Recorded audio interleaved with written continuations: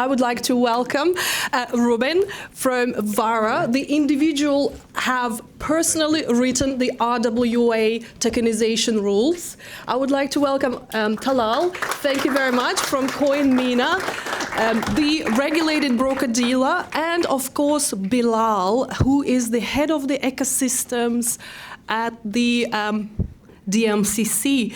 Basically, what can we do without the ecosystem? What can we do without the ecosystem building? Not much. Please welcome.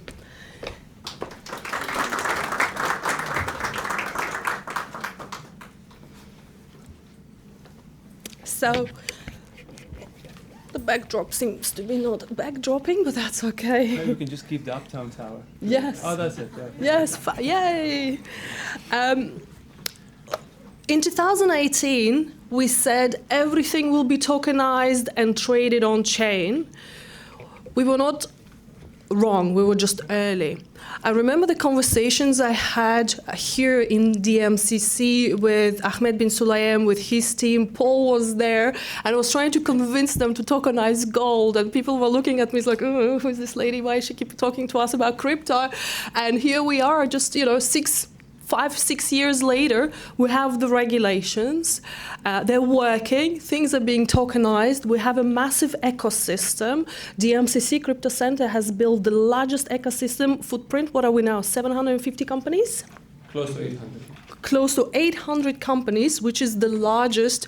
I mean, have you overtaken the Swiss Crypto Valley yet? Just about. We don't know. Just about. And the growth that we had over the last 3-4 years is just absolutely incredible. And the main driver of this is the regulations, in my mind. Of course, I'm a lawyer, I'm a little bit biased, but in my mind, it's the clear regulations, something that can be followed by regulated entities like Coinmena. And it's a fantastic ecosystem because there's nothing we can do without ecosystem. You're not a warrior if you're by yourself. We need a room full of warriors, which we have here. Ruben, if we may start with you, please. Talking about the RWA framework that you personally drafted. What was the sort of the thinking strategy around it? What is the policy? What is the Dubai overarching policy? Why do we need it? I mean, nobody else has it. Like, why do we have it? Yeah. Well, firstly, thank you to you, Irina, for inviting us to this wonderful event. Those to Anton, always very good keynotes and very good presentations. Going to the regulatory framework, we felt the need of having a clear regulatory framework around tokenization, especially tokenization of real-world assets, because we saw the waves of ICOs, we saw the wave of attempted tokenization of assets, and we saw what happened in the past historically. So as you know, there's been 2 or 3 waves of ICOs, and most of the time they ended in a non-regulated way with a lot of investors losing money. We strongly believe that tokenization is, as you say, inevitable. Everything will be tokenized. I generally believe that that is the case, and like you, I believed maybe too early when the first waves were coming. But we believe that tokenization can be done properly and should be done properly to enable real adoption and real scale. So the reason behind the RWA tokenization framework is that institutional adoption will not happen unless there is a clear legal and regulatory framework around it. So it's a combination of a number of factors. So we always have consumer protection at the back of our head whenever we think about regulations. So there is an element of ensuring that the disclosure in the white papers are sufficient for any investors, depending on the type of investor you are addressing, ensuring that that investor can make an informed decision before buying a token, so the disclosure needs to be sufficient. The legal enforceability of those arrangements and those disclosures is another important factor, because we've seen in the past, it's very easy. You can draft a white paper in 5 minutes, and now with AI, it's even more, as you see, white papers generated literally at the click of a button.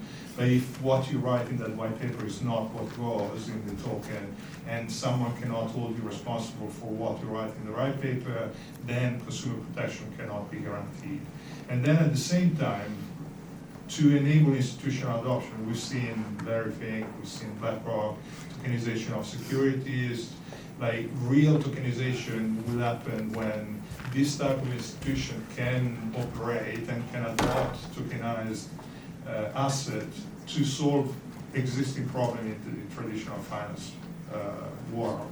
So tokenization of government bond, tokenization of ETFs, tokenization of equities, and so forth.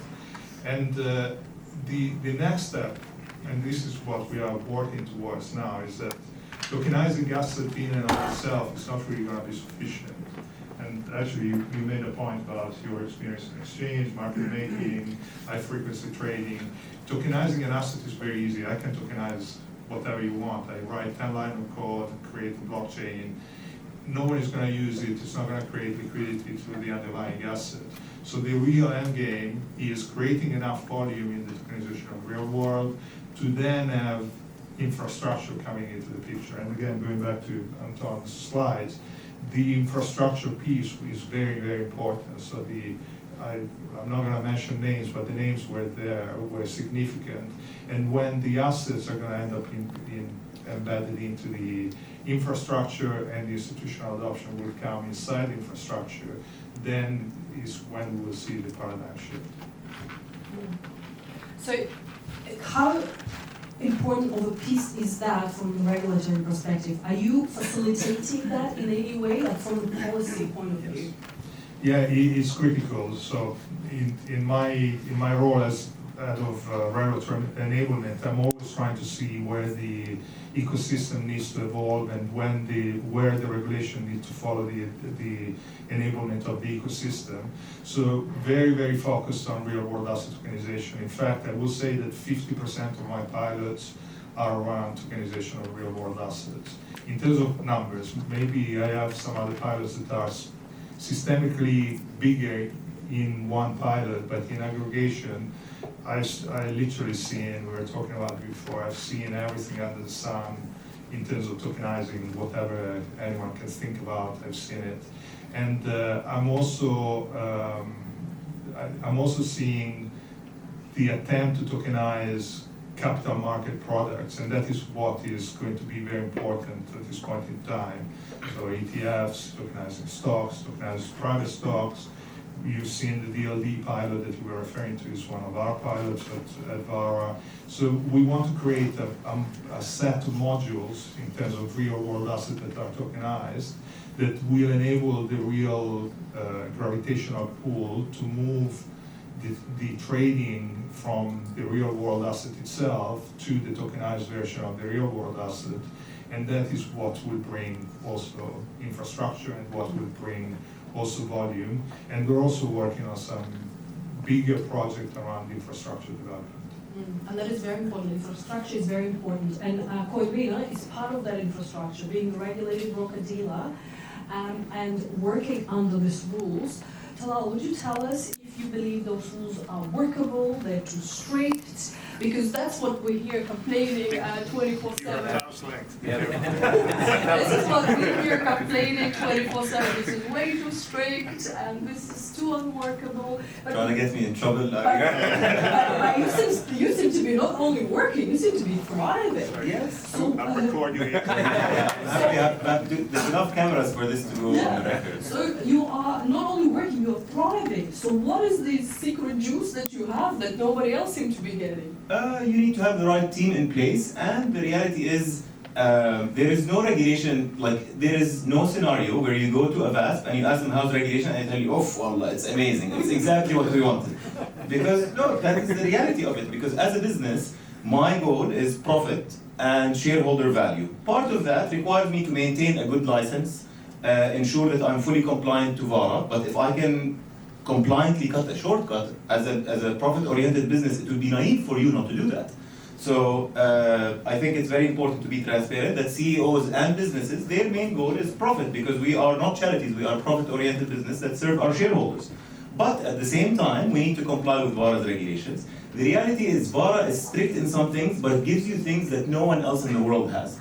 You mentioned earlier that no one has really done an RWA framework. Well, the reality is, I've tried to register a virtual asset regulatory company in the US, Russia, Switzerland, Bahrain, Jordan, many countries. I've dealt with central banks, commodities centers, securities exchanges, nothing that is virtual assets. So if I go to the central bank, the way that the central bank is dealing with this is they look at us as a bank, exchange house, PSP, because those are the definitions they've been working with 50 plus years. So it's refreshing and amazing to see that VARA is doing that, and it is a learning process. This is the thing that I also really appreciated with VARA, is they acknowledge that not 100% everything is clear. There are things that are going to be figured out as you go, but there are certain things that as a VASP you cannot have, let's say, leeway in. Things related to AML, things related to investor protection. Those are things that they're going to be very strict on, but when it comes to, for example, tokenized assets, some people might say it's a security, some people might say it's RWA or something that is, I guess, quasi-security. There'll be slightly more flexibility on that side. And I guess with VAR-regulated companies, using reverse solicitation, you're able to serve a bigger audience. So yeah, we've definitely completely reshaped our company after being regulated by VARA. It took us from a company that does, I don't know, $10, $20 million a month to doing hundreds of millions. That wouldn't have been possible without VARA's regulations. So you're basically saying being regulated is the advantage you have on the market, and also that increases your flow volumes. Yes, of course. I mean, to start off with, when we started, it was a retail company. Coinmena started off only as retail. Now, 85% of our volume is corporate. No way can I convince these corporates and their CFOs and their risk officers to come and work with a company that is not fully regulated in a reputable jurisdiction like Dubai. I think that's one of the things that people just starting to understand, that they're just starting to grasp, that being regulated is actually an advantage, because the Wild West, probably we're not seeing that much anymore. And another really massive advantage is being part of the ecosystem.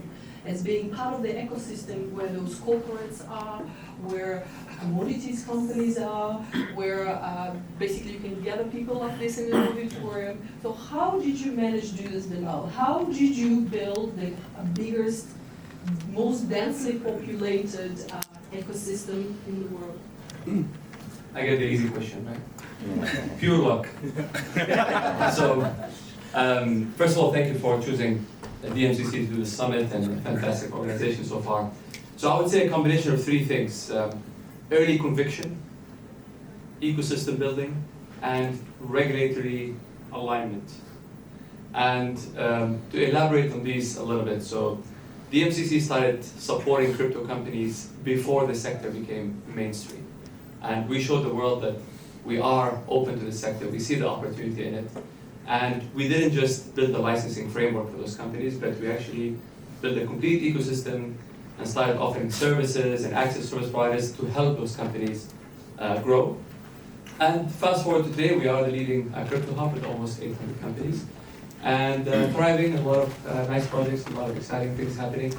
But at the same time, it was also the UAE's advantage. I mean, the UAE offers a lot of ease of doing business and tax-friendly environment, and being always forward-thinking and being positioned and portrayed as a crypto-friendly jurisdiction. And it really helped to have regulators like VARA, who are the first and probably still the only crypto-native and crypto-dedicated regulator that helped us basically craft those rules that are fit for the ecosystem, for the industry. And I think this kind of collaboration is what led us to where we are today. And of course, adding to that, we have a complete business district that has access to commodities and trade in other sectors. So crypto companies do not just come and work in isolation here. They have access to the real economy. And I think that's what RWA needs, right? Connecting the digital ecosystem or digital assets to the real world economy, the real economy, where the assets are actually residing and how projects can basically take place. And we work internationally in 60 plus jurisdictions. I can't think of one place that where it actually happens. It does happen in the DMCC. You have real businesses, real commodities, real asset owners, and then you mix it with the crypto crazy people and the AI even crazier people, and you get really interesting mixture for success. What do you think? Fully agreed. And look, I mean, reflecting on what Ruben was saying as well is, I think maybe regulating the infrastructure or the blockchain layer is the easier part when it comes to RWA. But here, you've got a physical asset and a digital asset, and you have to regulate them both together. And there's a lot of questions that need to be answered around who owns the asset, who has the title, where is it stored, how is it managed, insured, how is the redemption process managed, is there a redemption process? So all those questions do not get answered without having the right infrastructure. And DMCC has actually built the right infrastructure to accommodate that and make these kind of nuances easier to navigate. And this is what we can actually provide to this ecosystem. One thing one quick intervention, because I saw the name of I sometimes forget to read the title of what we're supposed to talk about. And it says rules before Rails, and I actually disagree with that. Because rules don't come before Rails. If you look at Bitcoin, USDT, etc., none of them would have worked if they went to the government and said, hey, look, I'm looking to create a private form of money to compete with your money. Yeah, I don't think they would have allowed it. You can join the next panel too. But I guess this is before scaling Rails, meaning you're not going to have sovereign wealth funds interacting with Bitcoin and USDT and other types of crypto assets if they don't have regulations in place. So I guess Rails come first, rules come, and then they are scaled. Yeah, the rules, the Rails are scaled, which is the right approach, of course. Yeah, imagine if anybody came for Bitcoin to be commissioned, and that reminds me of 2017, 2018, 2019 wave of bans and prohibitions. Remember how many times Bitcoin, ICOs, and crypto was banned and prohibited? And I mean, I stopped counting after I don't know, number 10 or 20, right? And that also tells me, Ruben, that governments generally regulate out of fear or out of unknown, right? If I don't know what it is, it's easier for me to ban it. Here's the ban, don't touch it. Hasn't helped, but that's how they do. But Dubai, as a difference, regulate from opportunity. For me, what I see as an outsider, and also I had the privilege of interviewing VARA at least 5 times for forums, that I believe that VARA, or the government of Dubai, saw the opportunity and decided, let's not let this opportunity go, let's build rules around it and bring more of that. Can you tell us more from the policy perspective? Why is Dubai acting not like everybody else? Like, what is this? Yeah, I think you summarized it perfectly, like especially the divide between the approach of the leadership in this country that has been very enlightened in many decisions in the past, but even in particular in the decision around virtual assets and making the UAE and Dubai the global lab for regulated virtual assets.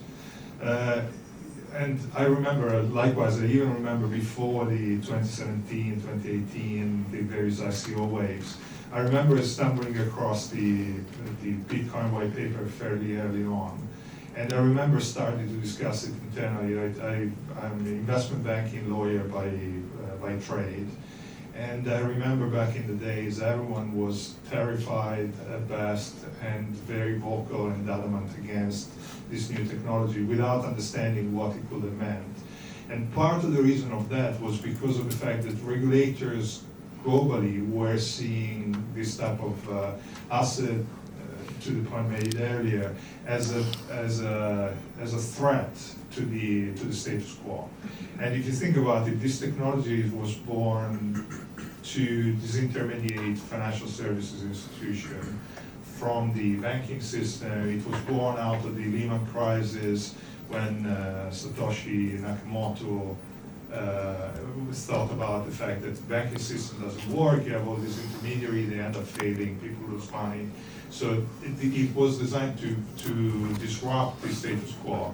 As a regulator, if you think about it, and that is where the approach of VARA comes in, every regulator in the world has approached virtual asset as an extension of financial services regulation. So I'm not going to name names, but literally every single regulator that regulates virtual asset also regulates financial services.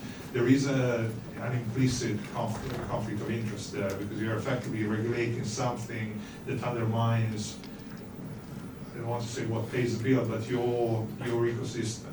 So there's going to be a natural tendency to A, reject something that is perceived as a threat, And B, it removes control, because as a regulator, as a central bank, you can't control monetary policy if the monetary policy is disseminated in a network of decentralized nodes. So you can no longer control your market. And the first reaction back in the day was fear. So ban everything, don't allow any of this technology to thrive. And some regulators have moved on, a lot of regulators have obviously adopted, but the difference was that Dubai moved very early on with an approach of seeing the value rather than seeing the threat. And Dubai is obviously, and the UAE is a global hub when it comes to financial services. Rather than taking that approach, leadership was enlightened to understand that this is going to be where the financial services is going. Whether you like it or not, it's a matter of time. The rails that we're discussing here will be the financial service rails in 2, 5, 10, I don't know how many years, but that is where the financial services are going. So rather than postponing, fighting it, and just trying to avoid the inevitable, the leadership here has understood that this is where the future is going to go, and they position themselves at the forefront, making a decision to establish an entity like VARA that can trailblaze, because I don't really care. I obviously care about the financial sector, I care about the ecosystem, I care about systemic risk, but I'm not here to defend the banking industry. I'm here to enable this new segment, this new sector to thrive and bring the value that it can bring to the global ecosystem.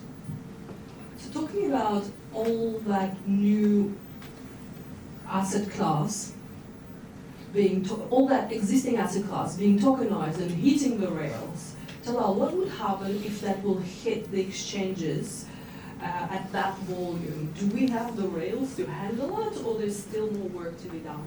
I mean, I don't know if you've compared the user experience of crypto exchanges versus banks, but I think that by itself, I'm more biased towards crypto exchanges, so clear if that distinction wasn't clear. So I do think that today you already have that. You already have, the reality is USDT today is a better way of moving dollars than any other way in the world. So this is no longer theory.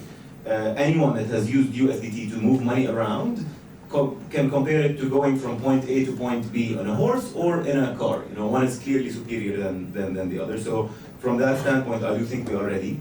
And obviously, I'm looking at it more from a crypto native standpoint. But let's look at the other side, where if you have banks like Standard Chartered that have not only gone into crypto assets, they've set up Standard Chartered custody, which means that you can actually keep your assets in a bank that has a balance sheet the size of, I don't know how, incomparable to crypto companies like us, for example. So yeah, I do think that the infrastructure is ready, but one of the issues that I have with tokenized assets is it's a solution looking for a problem. Whereas with USDT, there was a real problem, which is you cannot access dollars in Egypt, Pakistan, India, etc., these countries, and USDT is digital dollars. So it was a clear solution that found a clear problem.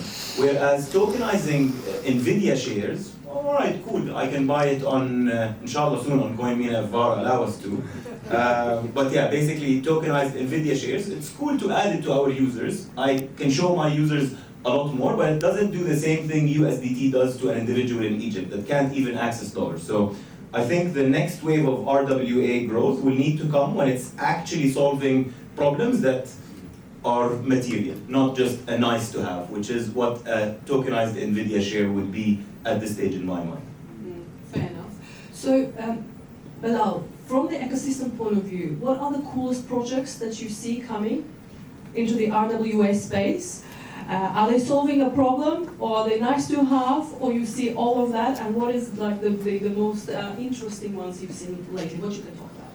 Well, I can be biased by saying the coolest project is tokenizing the world's largest silver bar, which is the Guinness World Record winner, which is going to happen very soon. We have a webinar talking about it next week for those who want to join. But back to your point about solving a problem, yes, I mean, maybe tokenizing NVIDIA shares is not really solving a big problem because you buy NVIDIA shares on markets, but when you look at physical assets that are large and not as liquid and giving, we have a lot of traders in DMCC that are sitting on Diamond and other assets that they can access liquidity by being able to tokenize those. And at the same time, SMEs can probably get more financing by being able to use some of the assets they have and tokenize them and put them on the market. So this is what we really want to focus on. And the infrastructure that we built at DMCC is purely to enable commodity-backed tokenization. And that's building on the MOU that we signed with VARA last year to basically start putting those projects into use and take them from pilots to actually production-grade projects. The infrastructure, what helps in the infrastructure is that we have this system to actually confirm the commodity being there, confirm the title, confirm the custody, and that gives a lot of trust and security to the tokenization of the projects. So to close out the panel, I'll be asking the spiciest questions I can, and if you feel shy about answering them, you can pass the mic. But we will do a spicy question round. Shoot. So, Ruben, how many lawyers called you and complained about the VARA regulations? Many. Why? What is the main complaint? Many, because the regulations are too clear, and they're complaining that they're not able to bill enough. So they're asking me to write unclear regulations and taking away billable hours. Fair enough. Was that you, Irina? No, and I think you touched upon it, but every lawyer, I think, in Dubai now knows that I'm very protective of the rules. In fact, even my colleagues, every now and again, someone comes and does question, why did you do that? It doesn't make sense. They know that the rules are my baby. So not many people come and complain about the rules. And Ruben, you will testify this. I'm the one who comes and asks, like, can we relax here a little bit? Can we allow that? Paul will know that. I'm always coming lobbying for the industry. So. The rules are, I'm sorry, I'm taking some time here, but I think it's important also for people to understand the philosophy of VARA. The rules are designed as principle-based rules because we decided to do it that way, because we know that this is such a fast-moving environment that regulating the old school way by enforcement or being too rigid, doing what other regulators are doing in other jurisdictions, where it takes you 2 years to draft a regulation and then by the time it comes out is obsolete.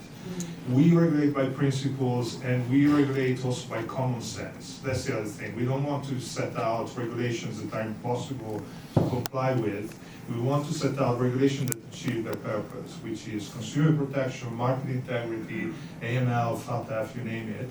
But we're also open to discuss various operating models, and in fact it has happened a lot of times.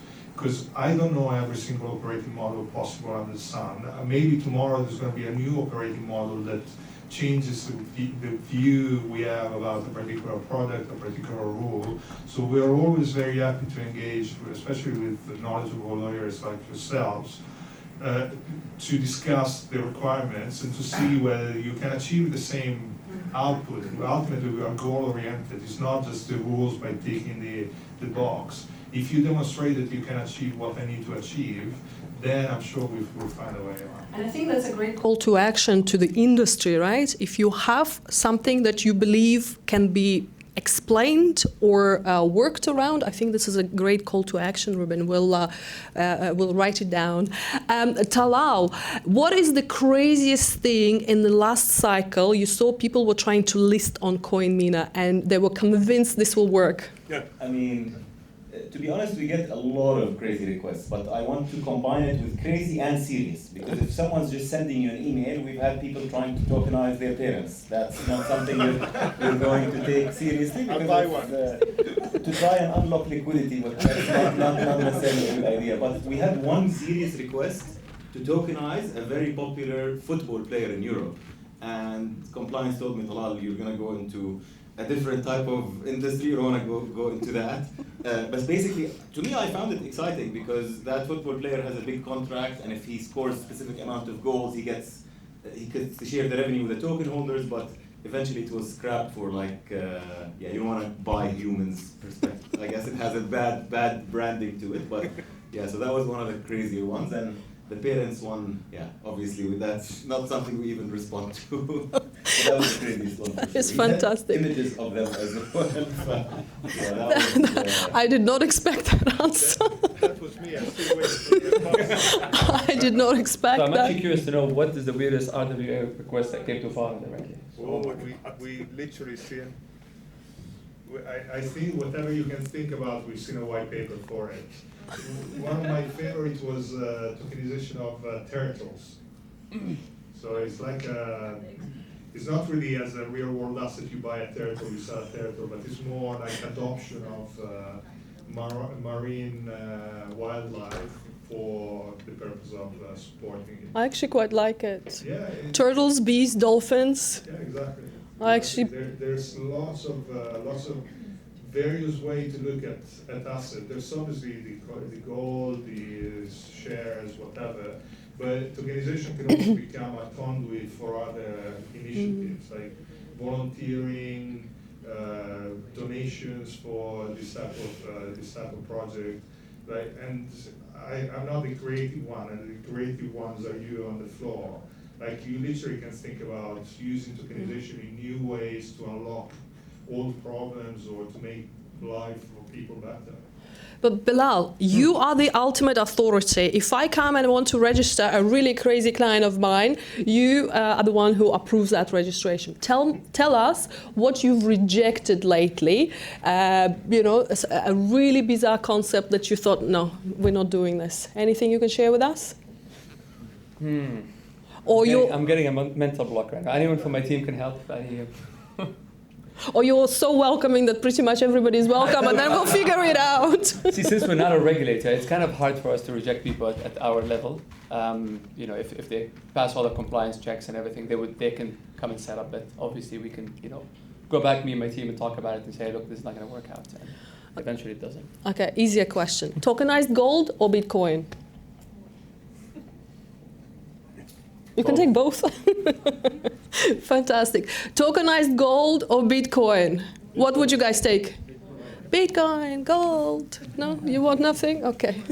I had some to share, but if nobody's playing. Ruben, the most BS RWA buzzword that is currently circulating and you want to ban it from the circulation? No, I'm not a banning type of person. I can't think of anything off the top of my head that is so wild or so BS that I'd say don't mention it to me. Obviously, anything that has an underlying that is not legal or is immoral, and to be honest, we've seen some of those as well. I'm not even going to engage. But generally speaking, I'm the wonky ideas person, so I'm normally the one who comes up with the why don't we do this that is impossible and is stupid, but I like the idea anyway, let's try it. So I will welcome all kind of non-BS. Another call to action for everybody. Fantastic. Talal, which tokenized asset will dominate the next cycle? USDT, probably. Okay, I think it's already dominating, no? Is it? I think. Can it dominate more? Yeah. I think we have a Tether gentleman here, so you can dominate harder. I mean, look, the reality is it's, I don't know how that's going to come out. But yeah, on the hype word, I think agentic assets is something that is overused, and I've yet to see an agentic tokenized asset. But yeah, I'm still very bullish on USDT's growth, especially after the Genius Act and the crazy amount of dollar shortage in emerging markets.